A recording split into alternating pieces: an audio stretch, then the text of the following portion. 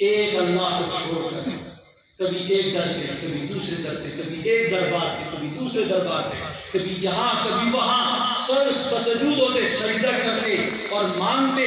اور ہمیں رب العالمین نے احسان کیا اور ایسا رسول بھیجا جو رسول آیا تو کوئی صفا پہ جو کھڑے ہوتا ہے اور پہلا اعلان کرتا ہے یا ایھا الناس، او دنیا کے انسانوں. آواز تو وہاں سے لگائی اور کہاں تک؟ یا ایھا الناس کا یا اے مکہ والے نہیں کہا یا ایھا الناس، کیونکہ آپ بڑا کریں پوری انسانیت کے نبی ملے ختم الناس رسول، پوری انسانیت کے لیے نبی اور رسول بنا کر بھیجا تھا. تو اس لیے محمد مصطفیٰ صلی اللہ علیہ وسلم نے اپنے خطاب میں اور خود میں بھی کیا کہا؟ یا ایھا الناس، اے دنیا کے انسان، قولوا، کہو، کیا کہو؟ لا الہ، کیا کہو؟ یا ایھا الناس، اور دنیا کے لوگوں، قولوا، کہو، لا الہ، کوئی بھی الہ نہیں، کوئی بھی الہ نہیں. جبوڑی میں بھی کوئی الہ نہیں، مکہ میں بھی کوئی الہ نہیں، مدینہ میں بھی کوئی الہ نہیں، پاکستان کے کسی کونے میں بھی کوئی الہ نہیں ہے. الہ کون ہے؟ الا اللہ، ایک اللہ ہی ہے. کون ہے؟ اللہ. اللہ کون؟ اللہ وہ اللہ جس نے ہمیں وجود دیا، جس نے ہمیں مٹی کے پتلے سے بنایا. تھوڑا سا تصور کرو، جب آدم علیہ السلام کی تخلیق ہوئی تھی مٹی کا پتلا بنا دیا، اللہ نے اس کو کہا کہ بن جائے انسان، ہو جائے انسان. ان کہا نا تو فیکون ہو گیا. کیسے بنے؟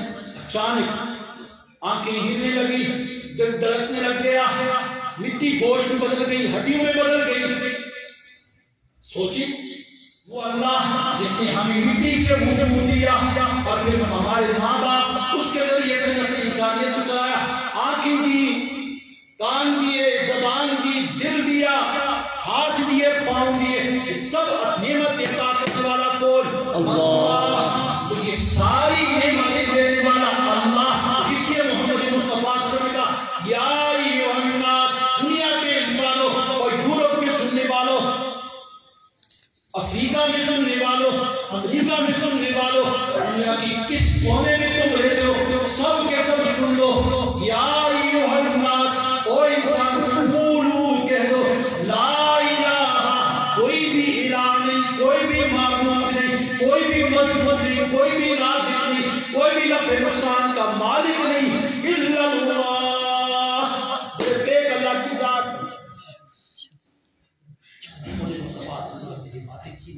مکہ والے تو مانا سمجھ سکتے، انہوں نے ایک دم اللہ ہوتا اور کہنے لگا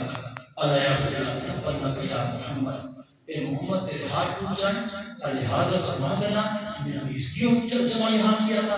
پتھر اٹھایا اور محمد مصطفیٰ صلی اللہ علیہ وسلم مارنا شروع کر دیا.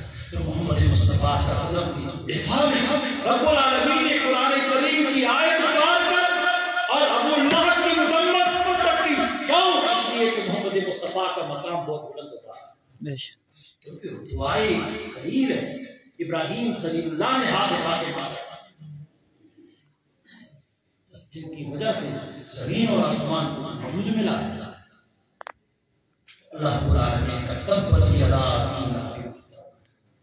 تو ہاتھ اٹھاتا ہے، پتھر اٹھا کے مانگ رہے ہیں محمد مصطفیٰ صلی اللہ علیہ وسلم کو، میرے محبوب کو، جس کے لیے میں نے زمین اور آسمان کو سجایا ہے اور جس کی صفات کو تورات اور زبور میں